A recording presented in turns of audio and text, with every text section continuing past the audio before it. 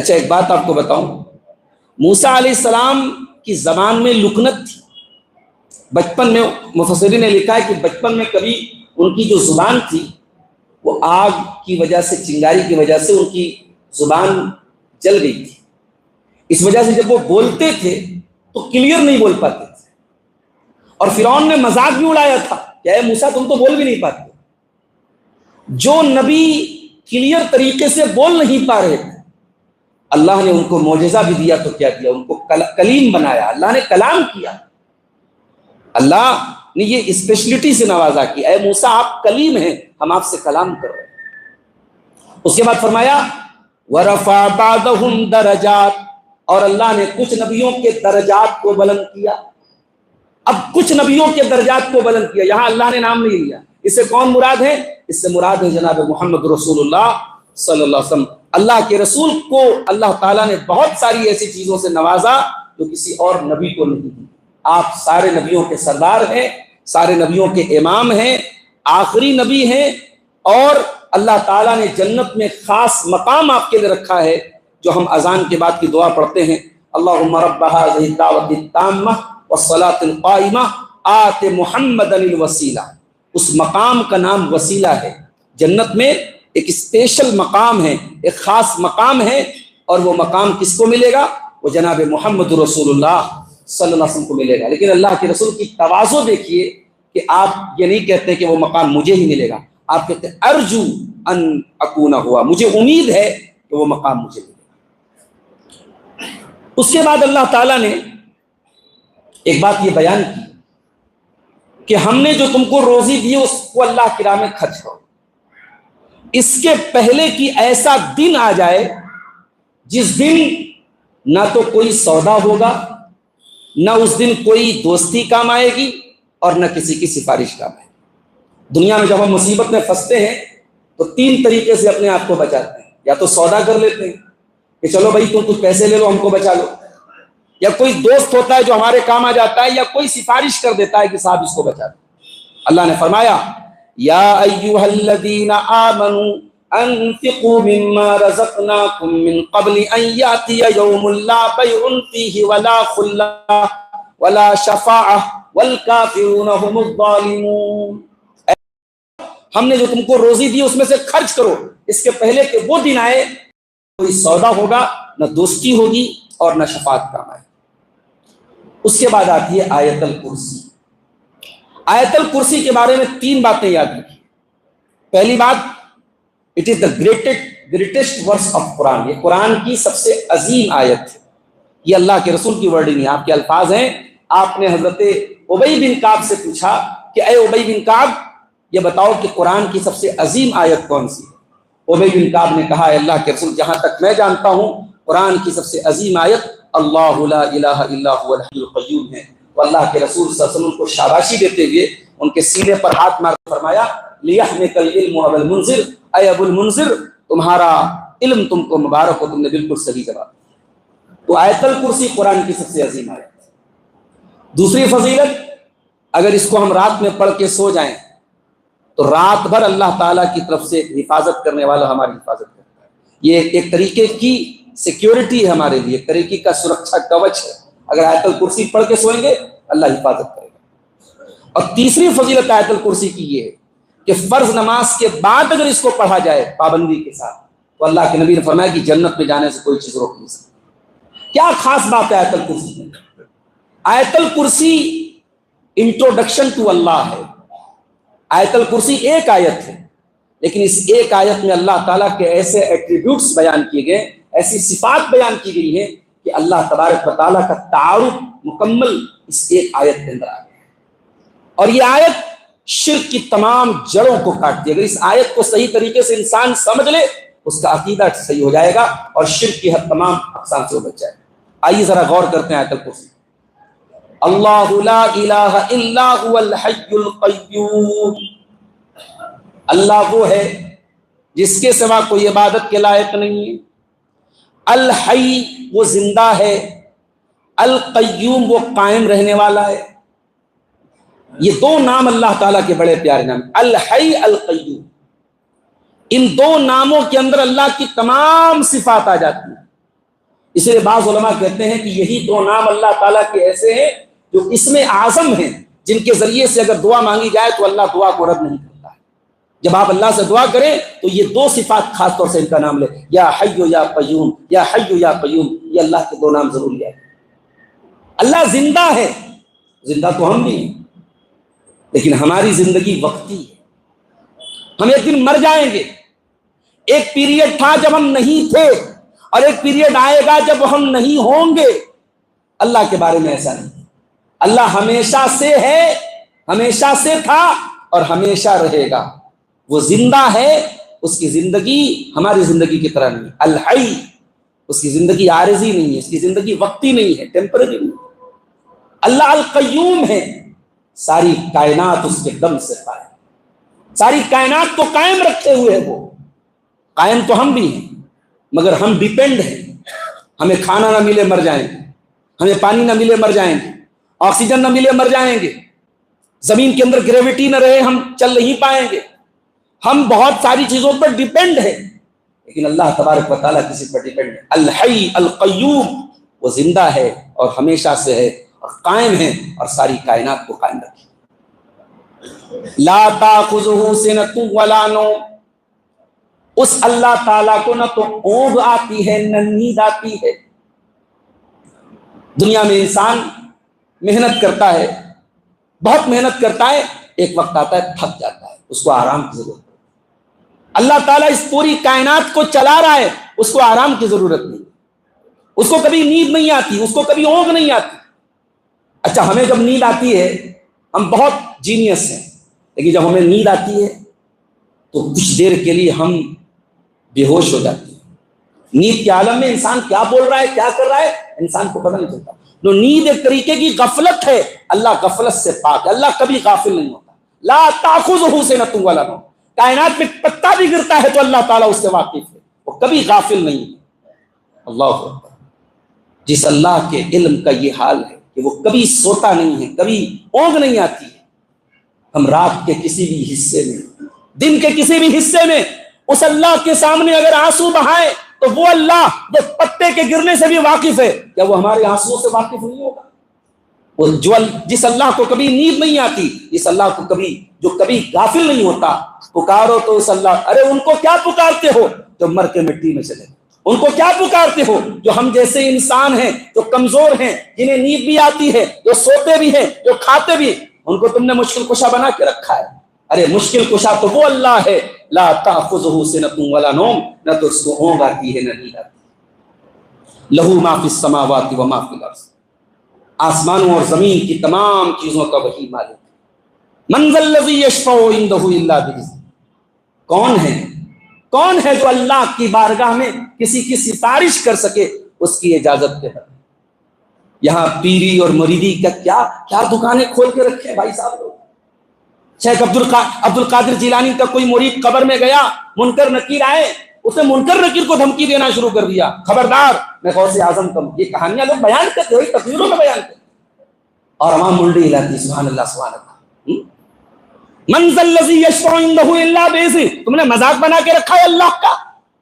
اللہ کی بارگاہ میں کوئی اپنی چلوا لے گا، اپنی منوا لے گا؟ نہیں۔ ارے بڑے بڑے اولیاء کیا، بڑے بڑے انبیاء کیا، ہمارے آخری نبی جناب محمد رسول اللہ صلی اللہ علیہ وسلم بھی اللہ کی بارگاہ میں تب تک نہیں بولیں گے جب تک اللہ بولنے کی اجازت نہیں۔ من ذا الذی یشفع عندہ الا باذنہ، کون ہے جو اللہ کی بارگاہ میں اس کی اجازت کے بغیر کسی کی سفارش کر سکے؟ یعلم ما بین ایدیہم وما خلفہم، وہ ہمارے آگے کی بھی تمام باتوں کو جانتا ہے، ہمارے پیچھے کی بھی تمام باتوں کو جانتا ہے۔ ان فیوچر کیا ہونے والا ہے اللہ کو سب معلوم ہے، اور ان پاسٹ کیا ہوا ہے اللہ کو سب معلوم ہے۔ ولا یحیطون بشیء من علمہ، اور اللہ کے بندوں کو اللہ کے بارے میں کچھ نہیں معلوم ہے، الا بما شاء، اللہ کے بارے میں اتنا ہی معلوم ہے، اللہ کے علم کے بارے میں اتنا ہی پتہ ہے جتنا اللہ چاہتا ہے۔ اللہ کی ذات کے بارے میں، اللہ کی صفات کے بارے میں ہم اتنا ہی جانتے جتنا اللہ چاہتا ہے۔ وسع کرسیہ السماوات والارض، اس کی کرسی آسمانوں اور زمین کو گھیرے ہوئے۔ یہ کرسی کیا ہے؟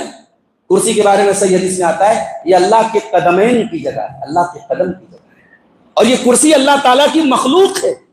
کرسی اللہ کی ایک مخلوق ہے، اور اس کرسی کی عظمت کا یہ حال ہے کہ اس کی کرسی زمین و آسمان کو گھیرے ہوئے، وَلَا يَئُودُهُ حِفْظُهُمَا، اور آسمانوں اور زمین کا مالک، پوری کائنات کو چلانے والا مالک، نہ زمین کی حفاظت اس کو تھکاتی ہے نہ آسمان کی حفاظت سے۔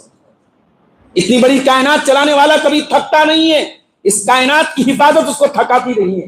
وَهُوَ الْعَلِيُّ الْعَظِيمُ، اور وہ اللہ بلند ہے، وہ اوپر ہے۔ اللہ علی ہے، علی کے معنی بلند۔ اس میں ان لوگوں کا بھی رد ہو گیا جو کہتے ہیں اللہ ہر جگہ ہے، کنکر میں بھی اللہ، پتھر میں بھی اللہ، مورت میں بھی اللہ، قبر میں بھی اللہ، نعوذ باللہ لیٹرین میں بھی، باتھ روم میں بھی اللہ۔ بھئی اللہ کو ہر جگہ مانتے ہو تو اللہ تو ہر جگہ پھر ہے نا۔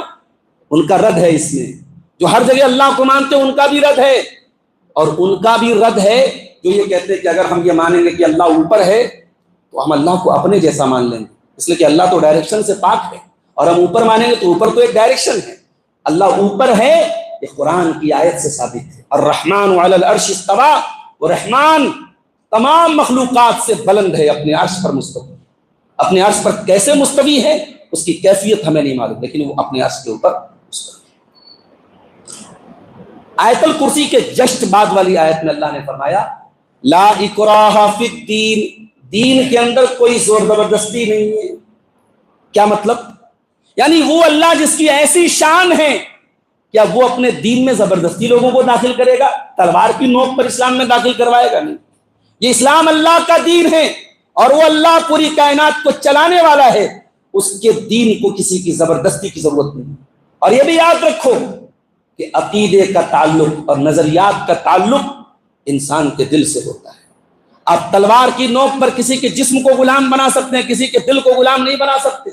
اس لیے اسلام زبردستی کا قائل ہی نہیں ہے۔ اسلام کسی کو جبرن اسلام میں کسی کو پریورتت کیا جائے، لایا جائے، اسلام کی یہ تعلیم نہیں ہے۔ اس کے بعد ابراہیم علیہ السلام کا ایک واقعہ بیان کیا۔ ابراہیم علیہ السلام کے زمانے میں ایک بادشاہ تھا، اس کا نام تھا نمرود۔ وہ اپنے آپ کو رب کہتا تھا، تو حضرت ابراہیم کے ساتھ اس نے مناظرہ کیا۔ اب اس مناظرے کا اللہ تعالیٰ نے ایک سین بیان کیا ہے قرآن۔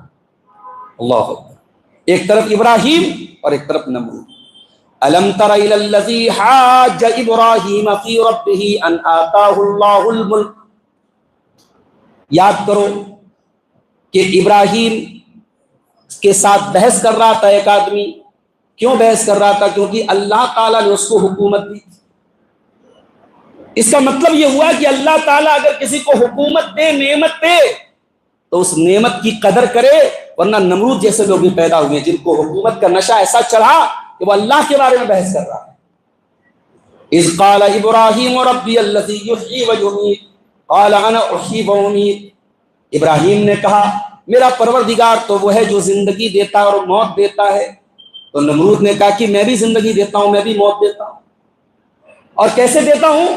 اس نے قید خانے سے 2 قیدیوں کو بلایا جن کو پھانسی کی سزا ہونے والی تھی، جن کو سزائے موت ہونے والی تھی۔ 2 قیدیوں کو بلایا، ایک کو بری کر دیا، ایک کو موت دے دیا۔ کہا دیکھو میں بھی موت دیتا ہوں، میں بھی زندگی دیتا ہوں۔ ابراہیم علیہ السلام نے بحث نہیں کیا۔ ابراہیم علیہ السلام نے بحث نہیں کیا کہ میں کسی اور زندگی کی بات کر رہا ہوں، تم کسی اور زندگی کی بات کر رہے ہو، میں کسی اور موت کی بات کر رہا ہوں، تم کسی اور موت کی۔ ابراہیم علیہ السلام سمجھیے بہت 1 نمبر کا جاہل ہے۔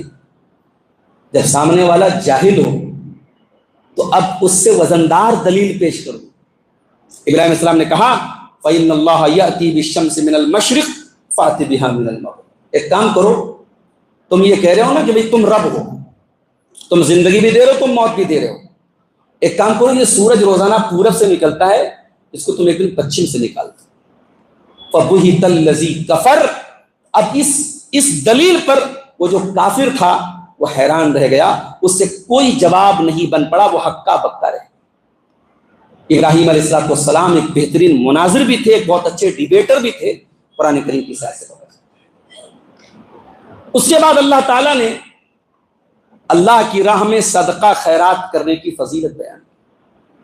مثل الذین ينفقون اموالهم فی سبیل اللہ کمثل حبۃ انبتت 7 سنابل، جو لوگ اللہ کی راہ میں صدقہ خیرات کرتے ہیں ان کے صدقہ خیرات کی مثال ایسی جیسے کوئی اناج کا دانہ ہو، اس اناج کے دانے کو زمین میں ڈالا جائے، انبتت سبع سنابل، اور اس ایک دانے سے 7 بالیاں نکلیں، فی کل سنبلۃ مئۃ حبہ، اور ہر بالی میں سے 100 دانے نکلیں۔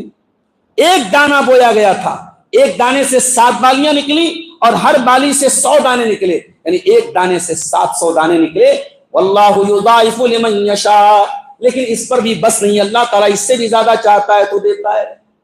اس کا مطلب یہ ہوا کہ جب اللہ کی راہ میں ہم صدقہ خیرات کرتے ہیں، اللہ اس کا کتنا ریٹرن ہم، آج ساری دنیا اسی کے پیچھے تو پاگل ہے، بھئی فلاں جگہ انویسٹ کر دو اتنا ریٹرن ملے گا، زمین میں انویسٹ کر دو اتنا ریٹرن ملے گا، گولڈ میں انویسٹ کر دو اتنا ریٹرن ملے گا۔ ارے سب سے بہترین انویسٹمنٹ پلان اللہ بتا رہا ہے، آؤ آخرت میں انویسٹمنٹ کرو، اللہ کی راہ میں انویسٹمنٹ کرو، یہاں تم کو کتنا ریٹرن ملے گا؟ منیمم تم کو ملے گا 700%، 700 گنا تک ملے گا، اور اس سے زیادہ کتنا ملے گا اللہ تمہاری نیت کے اعتبار سے اس کا کتنا زیادہ بدلہ دے گا یہ اللہ ہی جانتا ہے۔ اس کے بعد اللہ نے صدقہ خیرات کو برباد کرنے والی 2 چیزوں سے منع کیا، فرمایا یا ایھا الذین آمنوا لا تبطلوا صدقاتکم بالمن والاذی، اے ایمان والو اپنے صدقہ خیرات کو برباد مت کرو احسان جتا کر اور سامنے والے کو تکلیف دے کر۔ کالذی ينفق مالہ رئاء الناس، یہ مومن کا طریقہ نہیں ہوتا، مومن صدقہ دے کر کے احسان نہیں جتاتا، یہ تو ان کا طریقہ ہوتا ہے جو اللہ کے اوپر ایمان نہیں رکھتے، جو ریاکار ہوتے ہیں، جو دکھاوا کرتے ہیں۔ آج آپ نے فجر کی نماز پڑھی تھی، جمعہ کا دن تھا، آج امام صاحب نے فجر کی نماز پڑھائی، تو فجر کی نماز میں آپ نے دوسری رکعت میں سورہ دہر کی تلاوت سے، سورہ دہر میں اللہ نے کیا فرمایا؟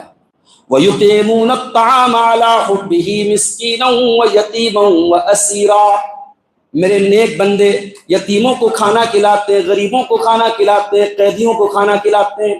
انما نطعمکم لوجہ اللہ، اور ان کو کھانا کھلا کے کہتے ہیں اے اللہ کے بندو کہیں یہ نہ سمجھنا ہمیں تم سے کوئی بدلہ چاہیے، ہمیں تم سے کوئی شکریہ چاہیے، نہیں، ہم تو اللہ کی رضا کے لیے تم کو کھلا رہے ہیں۔ لا نريد منکم جزاء ولا شکورا انا نخاف من ربنا یوما عبوسا قمطریرا، اے اللہ کے بندو ہمیں قیامت کے دن کا ڈر ہے، ہمیں اللہ کے عذاب کا ڈر ہے، اس لیے ہم تم کو کھانا کھلائیں۔ تو صدقہ اور خیرات اگر اخلاص کے ساتھ دیا جائے تب اللہ تعالیٰ کا قبول۔ اس کے بعد اللہ تعالیٰ نے جب صدقہ خیرات کا ذکر کیا تو ایک بات یہ بیان کی کہ جب تم صدقہ دینا چاہو گے تو کبھی کبھی شیطان تم کو ڈرائے گا، کہہ رہے تم اتنا پیسہ دے رہے ہو اللہ کی راہ میں، مسجد بنوا رہے ہو، غریبوں کو دے رہے ہو، ارے فقیر ہو جاؤ۔ الشیطان یعدکم الفقر، شیطان تم کو دھمکی دے رہا ہے، شیطان تم کو ڈرا رہا ہے، تم صدقہ خیرات کرو گے تو فقیر ہو جاؤ۔ اور جب حرام جگہوں پر خرچ کرنے کی بات آتی ہے تو شیطان کے اندر خوب خرچ کرو۔ وَيَأْمُرُكُمْ بِالْفَحْشَاءِ، جب فحش کاموں میں، گندے کاموں میں، زنا میں، شراب میں پیسہ لٹانے کی بات آتی ہے تو شیطان کہتا ہے خوب لٹاؤ، اور جب اللہ کی راہ میں خرچ کرنے کی بات آتی ہے تو شیطان تم کو دھمکی دیتا ہے، تم کو ڈراتا ہے، ارے تم تو فقیر ہو جاؤ۔ اور جب مال کی بات آئی تو اللہ نے مال سے بھی امپورٹنٹ چیز کا ذکر کیا۔ مال بہت اہم چیز ہے، لیکن ایک چیز ہے جو مال سے بھی امپورٹنٹ ہے، وہ کیا ہے؟ یؤتی الحکمۃ من یشاء ومن یؤت الحکمۃ فقد اوتی خیرا کثیرا وما یذکر الا اولو الالباب، اے میرے بندو مال حاصل کرو، مال کماؤ، لیکن مال سے بھی بڑی ایک دولت ہے علم کی دولت، مال سے بڑی ایک دولت ہے حکمت کی دولت۔ وَمَن يُؤْتَ الْحِكْمَةَ، اور جس کو یہ دولت مل گئی، فَقَدْ أُوتِيَ خَيْرًا كَثِيرًا، اس کو بہت بڑی دولت مل گئی۔ علم اور مال، علامہ ابن قیم نے بڑی تفصیل سے ایک پوری بحث کی ہے کہ علم اور مال میں کیا افضل ہے، تو انہوں نے دلائل سے ثابت کیا کہ علم افضل ہے۔ علم وہ دولت ہے جو کبھی لٹ نہیں سکتی، علم وہ دولت ہے جو آخرت میں بھی آپ کو بلند مقام دلائے گی، لہٰذا مال کے ساتھ ساتھ انسان علم بھی حاصل کرنے کی کوشش کرے۔ اس کے بعد اللہ تعالیٰ نے سود کا ذکر کیا، فرمایا الذین یاکلون الربا لا یقومون الا کما یقوم الذی یتخبطہ الشیطان من المس، جو لوگ بیاج کھاتے ہیں، سود کھاتے ہیں، وہ قیامت کے دن ایسے اٹھیں گے جیسے کسی کو شیطان چھو کر کے پاگل کر دے. ایسا کیوں؟ سود کھانے والے کو یہ سزا کیوں دی جا رہی ہے کہ وہ قیامت کے دن ایسے اٹھے گا جیسے شیطان کسی کو چھو کے پاگل کر دے؟ کیونکہ جو سود کی جس کو عادت پڑ جائے وہ پاگل ہو جائے گا. اس کو اس بات کی پرواہ نہیں رہے گی کہ میں یہ جو کھا رہا ہوں حلال ہے کہ حرام ہے. سود کھانے والا حرام خوری میں اتنا دھس جائے گا, اس کے دلدل میں اتنا دھس جائے گا کہ اس کو پھر پرواہ ہی نہیں رہے گی کہ میں حلال کھا رہا ہوں. اور اس کے بعد اللہ نے فرمایا کہ جو یہ لوگ سود کھاتے ہیں یہ دلیل کیا دیتے ہیں؟ کہتے ہیں انما البیع مثل الربا. یہ کہتے ہیں کہ بیاج اور سود بھی تو ویسے ہی جیسے کاروبار ہے. یہ دلیل آج بھی لوگ دیتے ہیں کہ بینک میں اگر ہم پیسہ رکھ رہے ہیں اور بینک ہم کو 5% 6% انٹرسٹ دے رہا ہے تو کیا برا ہے, بینک کما رہا ہے نا ہم سے. یہ دلیل آج بھی لوگ دیتے ہیں کہ اگر ہم بزنس میں 10% کمائیں تو وہ حلال ہے اور انٹرسٹ کے ذریعے 10% کمائیں تو حرام ہے. یا بینک ہمیں لون دے رہا ہے تو بینک اگر ہم کو لون دے رہا ہے تو فری میں تو نہیں دے گا. بینک اگر ہم سے 12% اور 10% اگر انٹرسٹ لے رہا ہے تو بینک کیا غلط کر رہا ہے؟ یہ ایک سوچ آتی ہے انسان کو. اللہ نے اس کا جواب کیا دیا؟ بڑا پیارا جواب. اعتراض کیا تھا؟ انما البیع مثل الربا, کہ کاروبار بھی بالکل بیاج کی طرح ہے, جیسے کاروبار اور بزنس ہے ویسے بیاج ہے. اللہ نے جواب کیا دیا؟ وَأَحَلَّ اللَّهُ الْبَيْعَ وَحَرَّمَ الرِّبَا. تم کہہ رہے ہو کہ بیاج اور کاروبار ایک ہے. ارے اللہ کے بندو, بیاج حرام ہے اور بزنس حلال ہے. حلال اور حرام ایک کیسے ہو سکتا؟ پانی اور پیشاب دونوں لکوڈ ہے. ایک بوتل میں پانی ہے اور ایک بوتل میں پیشاب ہے. پانی پی سکتے ہیں, پیشاب اگر کپڑے میں لگ جائے تو کپڑا نہ پاک.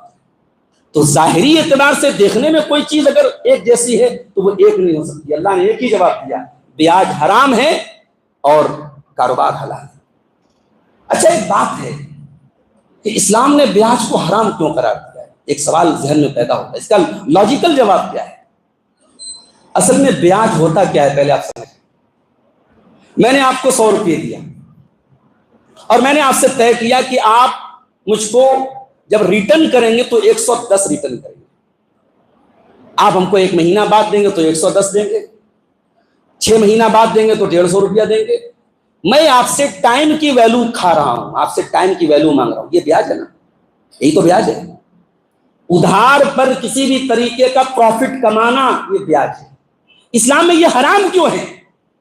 اسلام یہ کہتا ہے کہ پہلی بات تو قرضہ مت لو, اور اگر تم قرضہ لے رہے ہو مجبوری میں تو قرضہ ایک طریقے کا سپورٹ ہے, ایک طریقے کی مدد ہے, ایک طریقے کا احسان ہے, اور احسان میں پروفٹ نہیں کمایا جاتا. اسلام کی نظر میں قرض ایک ایسا ٹرانزیکشن ہے جو احسان پر مبنی ہے, اور جب آپ سامنے والے کے ساتھ احسان کر رہے ہو تو انٹرسٹ لے کر کے اپنے احسان کو مت ختم کرو. ہاں, اگر آپ کو پیسے سے پیسہ کمانا ہے, اسلام نے کہا مزاربت کر لیجیے. آپ کا پیسہ ہے, سامنے والا محنت کر رہا ہے, پیسہ دے دیجیے تو 1 لاکھ روپیہ طے کر لیجیے. بھائی تم 1 لاکھ سے بزنس کرو اور جو پروفٹ ہوگا 60% تم رکھ لو, 40% مجھے دے دو, 80% تم رکھ لو, 20% مجھے دے دو, 50% تم پرسنٹیج طے کر لیجیے. لیکن اس میں بھی ایک بات یاد رکھیے کہ اگر آپ کسی کے ساتھ مزاربت کرتے ہیں تو پروفٹ میں تو شیئرنگ ہوگی, لیکن لاس ہوگا تو لاس آپ کو سہنا پڑے گا جس نے مال دیا ہے. اب ہمیں لگتا ہے کہ یار یہ تو ناانصافی کی بات ہو رہی ہے, پروفٹ میں دونوں لوگ شیئرنگ کریں گے اور لاس صرف میں سہوں گا. اس کا جواب یہ ہے کہ اس بیچانے نے محنت کی ہے, آپ کا تو صرف مال لگا ہے, اس کی محنت لگی ہے. اب جب لاس ہوا ہے تو اس کی محنت بھی گئی, اگر لاس میں بھی اس کو شیئرنگ دی جائے گی تو اس کا ڈبل نقصان. آپ کا تو صرف مال گیا ہے, اس بیچارے کا مال بھی جائے گا اور اس کی محنت بھی جائے گی. اس لیے مزاربت کی کنڈیشن میں سے ایک کنڈیشن یہ ہے کہ جو مال, جس نے مال دیا ہے, جس کا پیسہ لگ رہا ہے, جو انویسٹر ہے, انویسٹر لاس میں شیئرنگ نہیں کرے گا, لاس کو اکیلا سہے گا, پروفٹ میں شیئرنگ ہوگی, اور پروفٹ بھی فکس اماؤنٹ میں نہیں ہوگی. مثال کے طور پہ میں نے آپ کو 1 لاکھ روپیہ دیا اور میں آپ سے یہ طے کروں کہ ہر مہینہ آپ ہم کو 3000 روپیہ دیں گے, تو یہ غلط ہو جائے گا. آپ پرسنٹیج فکس کیجئے گا, آپ اماؤنٹ فکس نہیں کر سکتے. تو اسلام نے بیاج کو اسی لیے حرام کیا ہے کہ قرض پر اسلام کسی بھی طریقے کا پروفٹ کمانے کی اجازت نہیں دیتا ہے. آج پوری دنیا کی ارتھ ویوستھا, پوری دنیا کی اکانومی کیوں تباہ ہے؟ क्योंकि चंद लोग पूरे मुल्कों को चला रहे हैं, चंद जिनके पास दौलत है पूरे मुल्क को कैप्चर किए हुए हैं। गरीब गरीब होता चला जा रहा है, अमीर अमीर होता चला जा रहा है। ये पूरा सिस्टम क्यों करप्ट है? ये इंटरेस्ट की बेस होने की। जिसके पास पैसा है वो पैसे से पैसा बना रहा है, और जो बेचारा कर्जा लेके, आज बिहार और झारखंड जैसे इलाकों में मैं गया, छोटे छोटे अमाउंट, शर्म की बात है, चुल्लू पानी में डूब मरने की बात है, छोटे छोटे अमाउंट लोग आज बाकायदा लोन ले रहे हैं, और जिसको ग्रुप लोन बोलते हैं, बाकायदा औरतों को वो लोन दिया जाता है, 10-10 हजार के अमाउंट लोग ब्याज पर लोग ले रहे हैं और उससे घर और परिवार चला रहे हैं। ये इस उम्मत के लिए शर्म की बात है। इस उम्मत में ऐसे लोग भी नहीं जो अपने मुसलमान भाई को 8-10 हजार रुपये बगैर इंटरेस्ट के दे। और ये भी याद रखो, इंटरेस्ट लेना जितना गलत काम है, इंटरेस्ट देना भी उतना ही गलत काम है। ब्याज खाना जितना गलत काम है, ब्याज खिलाना भी गलत काम है। ये जो क्रेडिट कार्ड की बला चली है, हमारे नौजवान ऑफर हासिल करने के लिए फट से क्रेडिट कार्ड ले लेते हैं। ये क्रेडिट कार्ड भी गलत है। आप कहेंगे मौलवी साहब हमने तो क्रेडिट कार्ड लिया और हम तो टाइम से पूरा पेमेंट कर रहे हैं, हम तो 1% भी इंटरेस्ट नहीं दे रहे। ठीक है, 1 मिनट के लिए मान लिया जाए कि आप हर महीने जो भी क्रेडिट कार्ड का बिल आता आप ऑन टाइम पेमेंट कर रहे हैं, मैं मान लूं। हालांकि प्रैक्टिकली ये पॉसिबल नहीं है। किसी न किसी महीने आपकी डेट आगे बढ़ेगी, आप पेनल्टी देंगे, आप उस पर इंटरेस्ट देंगे। ये प्रैक्टिकल बात तो नहीं है, लेकिन 2 मिनट के लिए मान लिया जाए कि आपने क्रेडिट कार्ड लिया और आप ऑन टाइम पेमेंट करें, लेकिन आपने क्रेडिट कार्ड कंपनी के साथ ये मुआहदा किया, ये एग्रीमेंट किया, ये कमिटमेंट किया कि अगर मैं ईएमआई टाइम से नहीं जमा करूंगा तो पर डे इतना % इंटरेस्ट मेरे ऊपर लेगा, इतनी पेनल्टी लगेगी। आपने ब्याज देने का वादा किया है उससे, और ये वादा करना भी हराम। ब्याज देना हराम और ब्याज का वादा करना भी हराम।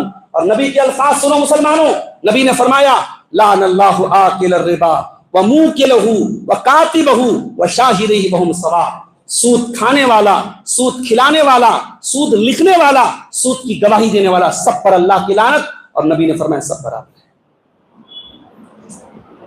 हम लोग हर चीज को अपने कैलकुलेशन से जोड़ते हैं ना। हमें यह लगता है कि ब्याज के जरिए हमारा पैसा बढ़ जाए। 1 लाख रुपया बैंक में जमा कर दिया, FD करा दी, 1 लाख का हमें 1,10,000 मिलेगा। और हम अल्लाह की राह में ज़कात, आज ज़कात पे भी ये सवाल उठ रहा है। एक साहब ने सवाल किया, मौलाना हमारी बीवी के पास सोना है और पैसा नहीं है उसके पास, तो वो ज़कात कैसे देगी? क्या वो अपना सोना बेच के देगी? जी हाँ, अपना सोना बेच के देगी। नबी के जमाने में सोना ही करेंसी था, सोने चांदी की करेंसी चलती, तो जमाने में सोना ही के जरिए लोग ज़कात देते। अगर आपके पास 85 ग्राम या उससे एबव सोना है और वो सोना साल भर आपके पास रह गया तो उसकी ज़कात आपको देना है। अगर आपके पास उसके अलावा अमाउंट नहीं तो उस सोने को बेच के आपको देना है। और हमें यह लगता है कि ज़कात देने से घटता है और ब्याज लेने से बढ़ता है, तो हो सकता है ये हमारा कैलकुलेशन हो। अल्लाह का कैलकुलेशन क्या है? यमहकुल्लाहु रिबा व युर्बिस सदक़ात। अल्लाह ब्याज को मिटाता है और अल्लाह सदका खैरात को बढ़ाता है। ये अल्लाह का उसूल है और अल्लाह का कोई कलाम झूठा नहीं हो सकता। ये यूनिवर्सल ट्रुथ है। ये कयामत की सुबह तक अल्लाह का ये उसूल कायम रहेगा। ब्याज के जरिए आपके घर की बरकत जाएगी, आपके घर का सुकून जाएगा, आपके घर की बरकतें जाएंगी, आपके घर का खैर जाएगा और सदका खैरात के जरिए आपके माल में बढ़ोतरी होगी। ये अल्लाह का बनाया हुआ प्रिंसिपल है, अल्लाह का बनाया हुआ उसूल। उसके बाद अल्लाह ने जब सूद और ब्याज की बात आई तो अल्लाह ने एक ऐसा अंदाज अपनाया है कि पूरे कुरान में अल्लाह ने कहीं ऐसा अंदाज नहीं अपनाया। आइए जरा वो आयत देख लें। या अय्युहल्लज़ीना आमनुत्तकुल्लाह व ज़रू मा बक़िया मिनर रिबा इन कुंतुम मुमिनीन। ऐ ईमान वालों, अल्लाह से डरो और जितना ब्याज बाकी रह गया है, जिनको तुमने कर्जा दिया है ब्याज बाकी रह गया है, ब्याज छोड़ दो। फ़इन लम तफ़अलू फ़अज़नु बिहर्बिन मिनल्लाहि व रसूलिही। और अगर तुम अपना ब्याज नहीं छोड़ रहे हो, उसको छोड़ने के लिए तैयार नहीं हो, तो ऐ ईमान वालों फिर तैयार हो जाओ अल्लाह से जंग करने के लिए, रसूल से जंग करने के लिए। कोई है जिसकी यह मजाल अल्लाह से जंग कर सके, रसूल से जंग कर सके? अल्लाह कह रहा है अगर तुम अपना ब्याज नहीं छोड़ते हो तो जंग करने के लिए तैयार हो जाओ। फ़इन लम तफ़अलू फ़अज़नु बिहर्बिन मिनल्लाहि व रसूलिही व इन तुबतुम। और अगर तुमने सच्ची तौबा कर ली फलकुम रुऊसु अमवालिकुम, तो तुम्हारा जो कैपिटल है, जो तुमने पैसा दिया है वो पैसा तुम ले लो।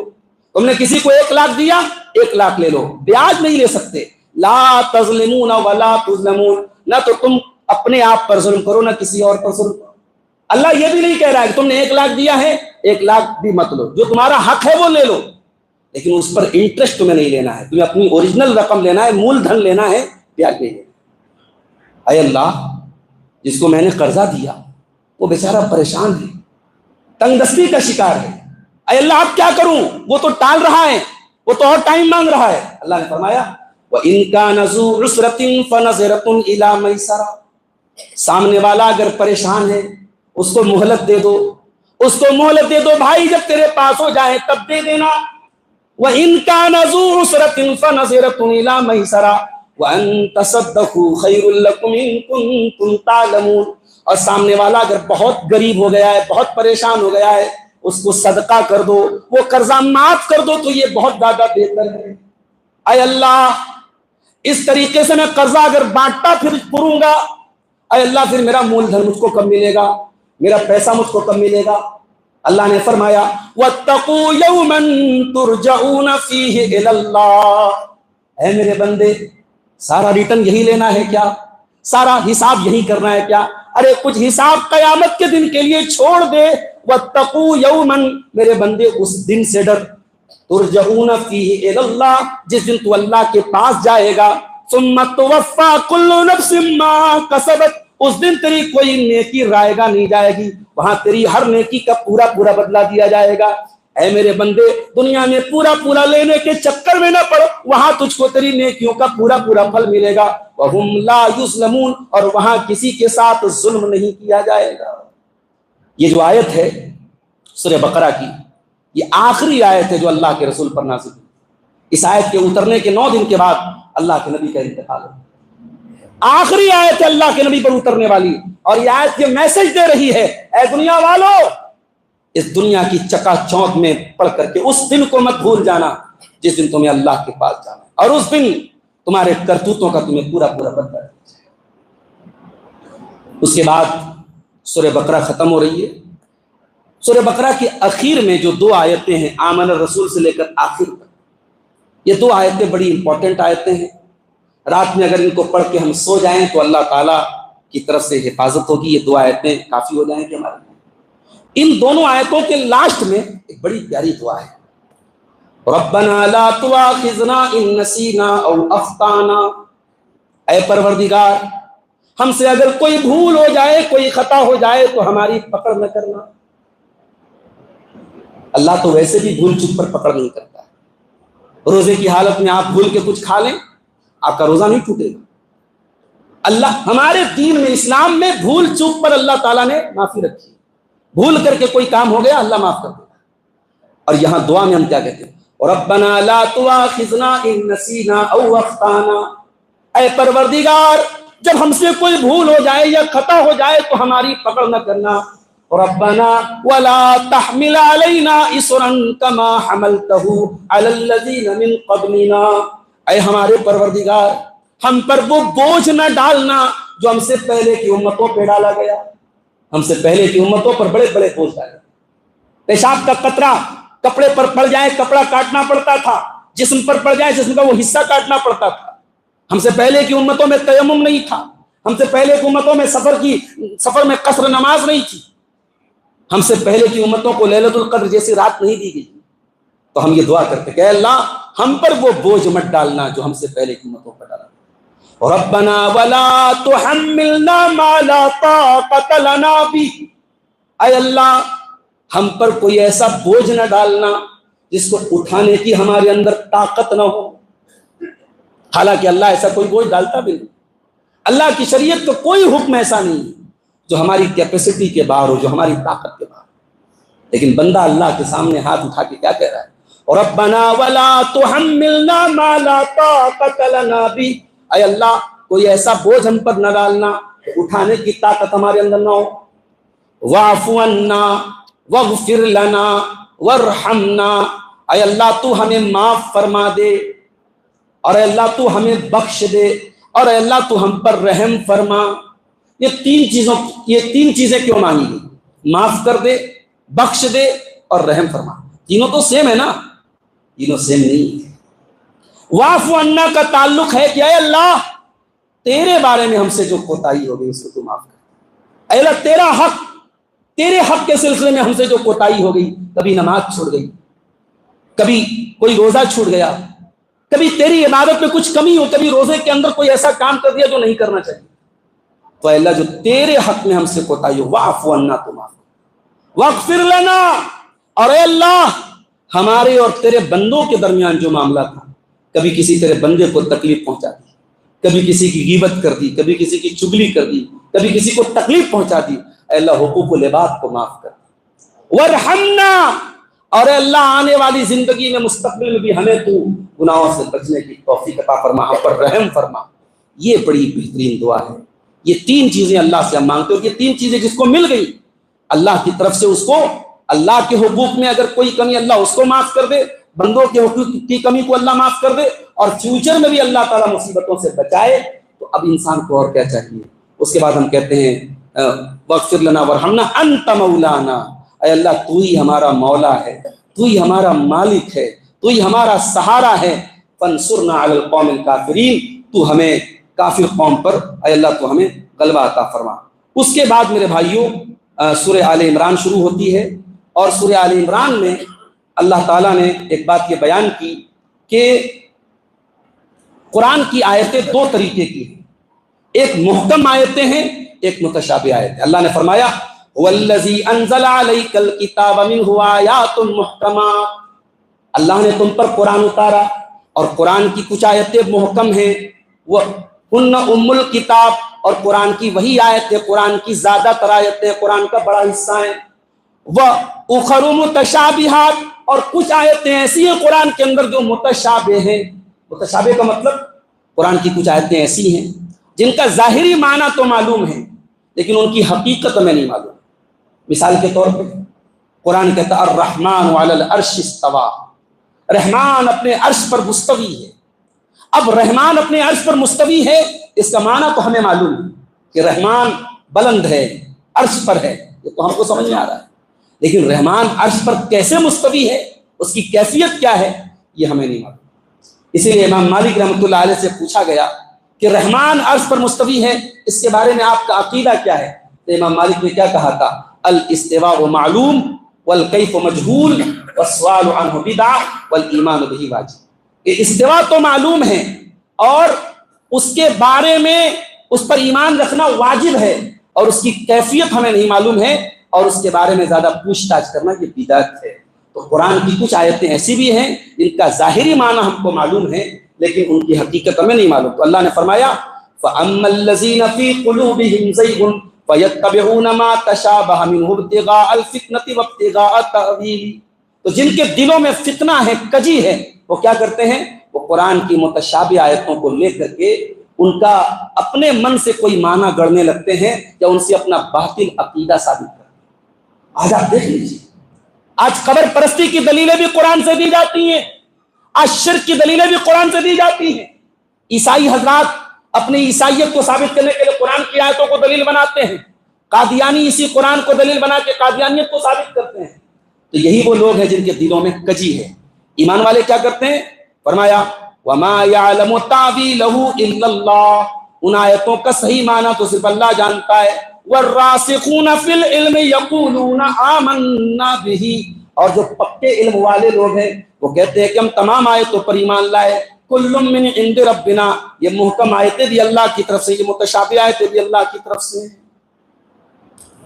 اس کے بعد دنیا کی 8 چیزوں کا اللہ نے ذکر کیا ہے، جن 8 چیزوں کی محبت نیچرل ہے ہر انسان کے دل میں، ان 8 چیزوں کی محبت ڈال دی. فرمایا زُيِّنَ لِلنَّاسِ حُبُّ الشَّهَوَاتِ، لوگوں کے لیے اٹریکٹیو بنا دیا گیا، سجا دیا گیا خواہشات کی محبت کو. کن چیزوں کی خواہشات؟ من النساء، عورت کی خواہش. عورت کی خواہش نیچرل ہے. انسان یہ اگر کہتا ہے کہ صاحب میرے اندر خواہش نہیں ہے تو غلط بات ہے، یہ نیچرل ہے. اللہ تعالیٰ نے انسان کے اندر خواہش ڈالی ہے عورت. والبنی، اور اولاد کی، بیٹوں کی. والقناطیر المقنطرۃ من الذهب والفضہ، اور سونے چاندی کے ڈھیر کی. والخیل المصومۃ، اور निशान ज़दा घोड़ों की, वल अनआम और चौपाइयों की, वल हर्स और खेती। अब जाहिर है कि तमाम चीजें दुनिया की दौलत हैं, दुनिया की चकाचौंध, चाहे औरत है, चाहे औलाद है, चाहे सोने चांदी है, चाहे घोड़े हैं। आज के जमाने में जैसे सवारियां हैं, आज बड़ी बड़ी फोर व्हीलर है, 50-50 लाख की, 1-1 करोड़ की, 2-2 करोड़ की गाड़ियां हैं। इन गाड़ियों पे आदमी जब बैठता है तो उसे ये लगता है कि आई एम सुपीरियर, मैं कुछ हूं। तो अल्लाह ने कहा कि इन चीजों की मोहब्बत तुम्हारे अंदर डाली है, लेकिन हाँ है मेरे बंदो, ज़ालिका मताउल हयातिद दुनिया, लेकिन एक बात याद रखना मेरे बंदो, ये औरत, ये औलाद, ये सोना, ये चांदी, ये सवारी, ये खेती बाड़ी, ये चौपाए, ये सब की सब दुनिया की चंद दिनों की दौलत है। वल्लाहु इंदहु हुस्नुल माआब, और अल्लाह के पास बेहतरीन ठिकाना है। कहीं ऐसा ना हो इन चीजों की मोहब्बत में पड़ के तुम आखिरत को भूल जाओ, तुम अल्लाह के पास की नेमतों को भूल जाओ। अच्छा, यहां अल्लाह ने तमाम चीजों में सबसे पहले औरत का जिक्र किया, इसलिए कि औरत का फितना सबसे खतरनाक है। अल्लाह के नबी ने हदीस में फरमाया कि बनी इसराइल का पहला फितना औरत की वजह से हुआ, और ये औरत का फितना जब सर चढ़ के बोलता है तो इंसान को ऐसे रास्ते पे डाल देता है कि इंसान को फिर बर्बादी बर्बादी नजर आती है। इसलिए इस्लाम ने औरत के फितने से बचने के लिए निकाह को हलाल करार दिया, निकाह करने का हुक्म दिया, और जब लड़के लड़कियां सही वक्त को पहुंच जाएं, शादी के काबिल हो जाएं, तो फौरन उनकी शादी करने का हुक्म। उसके बाद अल्लाह ताला ने अपनी मोहब्बत का एक नुस्खा बताया। अगर कोई अल्लाह से मोहब्बत करना चाहता है तो क्या नुस्खा है, क्या फॉर्मूला है? कुल इन कुंतुम तुहिब्बूनल्लाह फत्तबिऊनी युहिब्बुकुमुल्लाह। ऐ नबी, आप ऐलान कर दीजिए, अगर तुम अल्लाह से मोहब्बत का दावा करते हो, फत्तबिऊनी, तुम मेरी इत्तिबा करो, नबी की इत्तिबा करो। जब तुम नबी की इत्तिबा करोगे, युहिब्बुकुमुल्लाह, तो अल्लाह भी तुमसे मोहब्बत करने लगेगा। व यगफिर लकुम ज़ुनूबकुम, और अल्लाह तुम्हारे तमाम गुनाहों को माफ कर देगा। आज ऐसे लोगों को भी अल्लाह का वली माना जाता है जो एक टाइम की नमाज, जो दाढ़ियां काटते हैं, छीलते हैं, जो हराम काम करते हैं, नाच गाना करते हैं, उनके भी लाखों में मुरीद हैं, और वो भी बेचारे अपने पीर साहब के आगे खड़े रहते हैं। याद रखो मेरे भाइयों, कोई इंसान अगर ये दावा करता है कि वो अल्लाह का वली है, तो कुरान ने एक स्टैंडर्ड बताया, एक पैमाना बताया कि तुमको परखना है कि कौन अल्लाह का वली है, तो उसको देख लो उसकी जिंदगी में रसूल की इत्तिबा है। अगर वो जिंदगी में रसूल की इत्तिबा नहीं कर रहा है, उसकी जिंदगी में इत्तिबा सुन्नत नहीं है, तो वो मक्कार है, झूठा है। वो सब कुछ हो सकता है, अल्लाह का वली नहीं हो सकता। अल्लाह का वली बनना है, अल्लाह का महबूब बनना है, तो शर्त क्या है? फत्तबिऊनी, नबी की इत्तिबा करो। नबी की इत्तिबा के बगैर तुम कभी अल्लाह के वली नहीं बन सकते।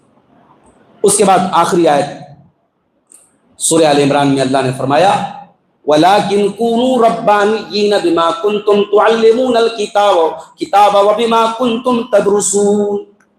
ऐ मेरे बंदो, रब्बानी बनो। रब्बानी किसको बोलते हैं? रब्बानी का मतलब होता है रब से अपना ताल्लुक जोड़ने वाला, जिंदगी के हर मोड़ पर दीन पर चलने वाला। और ये कौन बनेगा? जो किताब का इल्म हासिल, बिमा कुंतुम तुअल्लिमूनल किताब व बिमा कुंतुम तदरुसून। इसका मतलब यह हुआ कि जो सही मानों में आलिम होगा वो आलिम रब्बानी बनेगा, और जो अपने इल्म पर अमल न करे वो कभी आलिम रब्बानी नहीं बन सकता। आज भी दुनिया में ऐसे लोग हैं जिन्होंने बुखारी पढ़ी है, मुस्लिम पढ़ी है, हदीसें पढ़ी है, आलिम है वो, लेकिन उनकी नाक के सामने शिर्क होता है, उनकी आंखों के सामने बिदात होती हैं। वो चाहे तो उम्मत को रोक सकते हैं, मना कर सकते हैं, बता सकते हैं ये गलत है, मगर अपने पेट की दुकान को चलाने के लिए वो नहीं होगा। ऐसे लोग उलमाए सू हैं, ऐसे लोग उलमाए रब्बानी नहीं है मेरे प्यारे साथी। उलमाए रब्बानी वो हैं जो आलिम बाअमल हो, और आलिम बाअमल से कीमती दुनिया में कोई नहीं है मेरे साथी। इन्नमा यख्शल्लाह मिन इबादिहिल उलमा, अल्लाह के बंदों में उससे हकीकत में डरने वाले उलमा। कौन उलमा? वही उलमा जिनको यहाँ कुरान में रब्बानी कहा गया। तो इसलिए उलमाए रब्बानी से, जिनकी जिंदगी में अल्लाह का तक़वा, आलिम बाअमल हो, उन उलमा से हमें जुड़ना चाहिए। कुरान करीम की आयत हमें ने हजरत ईसा अलैहिस्सलाम का भी जिक्र किया था, लेकिन अब वो काफी वक्त हो गया, उन आयत को हम छोड़ देते हैं। उसमें एक बात मैं आपको बयान करके बात खत्म करता हूँ कि अल्लाह ताला ने ईसा अलैहिस्सलाम के बारे में कहा कि जब ईसा अलैहिस्सलाम को कत्ल करने की प्लानिंग की गई तो अल्लाह ने फरमाया, या ईसा इन्नी मुतवफ्फीका, ऐ ईसा میں تم کو اپنے قبضے میں لینے والا ہوں، وَرَافِعُكَ إِلَيَّ، اور میں تمہیں اپنی طرف اٹھانے والا ہوں۔ اس سے پتہ یہ چلا کہ عیسیٰ علیہ السلام کو موت نہیں آئی، اللہ نے ان کو زندہ آسمان پہ اٹھا لیا، اور یہی ہمارا عقیدہ ہے کہ عیسیٰ علیہ السلام زندہ آسمان پہ اٹھا لیے گئے کہ یہودیوں نے کسی اور کو سولی پر چڑھا دیا۔ اب یہودی یہ سمجھتے ہیں کہ انہوں نے عیسیٰ کو قتل کر دیا، اور عیسائی یہ سمجھتے ہیں کہ عیسیٰ علیہ السلام تو سولی پہ چڑھ گئے، اور گاڈ نے، نعوذ باللہ، وہ اللہ کو گاڈ کہتے ہیں، گاڈ نے اپنے بیٹے کو سولی پہ چڑھوا کے ساری انسانیت کے کرائم کی اور سارے انسانیت کے گناہوں کی سزا اپنے بیٹے کو دے دی۔ اللہ نے اپنے بیٹے کے ذریعے سارے انسانیت کے پاپوں کو معاف کر دیا۔ یہ عیسائیت کا عقیدہ ہے، اور یہ یہودیت کا عقیدہ ہے۔ اسلام کا عقیدہ کیا ہے؟ لم یلد ولم یولد، اللہ کا کوئی بیٹا نہیں ہے، عیسیٰ اللہ کے بندے تھے، اور عیسیٰ کو زندہ آسمان پہ اللہ نے اٹھا لیا ہے۔ قیام پہلے وہ دنیا میں آئیں گے، اور ایک روایت میں 7 سال کا ذکر ہے، ایک روایت میں 40 سال کا ذکر ہے۔ تو دونوں روایتوں کو سامنے رکھ کے سمجھ میں آتا ہے کہ حضرت عیسیٰ کی پوری جو عمر ہے، ٹوٹل عمر وہ 40 سال ہوگی، جو دنیا میں وہ گزار کے گئے وہ 33 سال، اور پھر جب قیامت کے پہلے آئیں گے تو 7 سال اور رہیں گے، ٹوٹل 40 سال ان کی عمر ہوگی۔ تو 40 سال ٹوٹل وہ دنیا میں رہیں گے، اور جب وہ دنیا میں آئیں گے تو وہ دمشق میں سفید مینار پر اتریں گے، اور 2 فرشتوں کے کندھے پر ہاتھ رکھ کے اتریں گے، اور دنیا میں وہ آئیں گے، عدل و انصاف سے بھر دیں گے دنیا۔ اور عیسیٰ علیہ السلام اپنی شریعت لے کر کے نہیں آئیں گے، وہ ہمارے پیارے نبی محمد صلی اللہ علیہ وسلم کی شریعت کو فالو کریں گے، یہاں تک کہ جب وہ مسجد میں آئیں گے، فجر کی نماز کا ٹائم ہوگا، وہ اس امت کے امام کے پیچھے نماز پڑھیں گے۔ لوگ ان کو آگے بڑھانے کی کوشش کریں گے، مگر وہ کہیں گے نہیں، میں اسی امت کے پیچھے نماز پڑھوں گا۔ یہ اس امت کا مقام ہے کہ ایک نبی بھی اس امت کے پیچھے نماز پڑھے گا، عیسیٰ علیہ السلام اس امت کے پیچھے نماز پڑھیں گے، اور وہی دجال کو قتل کریں گے، اور وہی صلیب کو توڑیں گے، اور ان کے زمانے میں عدل و انصاف سے زمین بھر جائے گی۔ تو یہ تمام باتیں صحیح حدیث سے ثابت ہیں، ہمارا اس پر ایمان ہے۔ اللہ تعالیٰ سے دعا ہے رب العالمین ہم سب کو قرآن کریم کی ان آیات پر عمل کرنے کی توفیق عطا فرمائے، اپنے عقیدے کی، اپنے عمل کی اصلاح کی توفیق دے۔ رب العالمین ہماری تمام عبادات کو قبول فرمائے، آمین۔ وآخر دعوانا ان الحمد للہ رب العالمین، والسلام علیکم ورحمۃ اللہ۔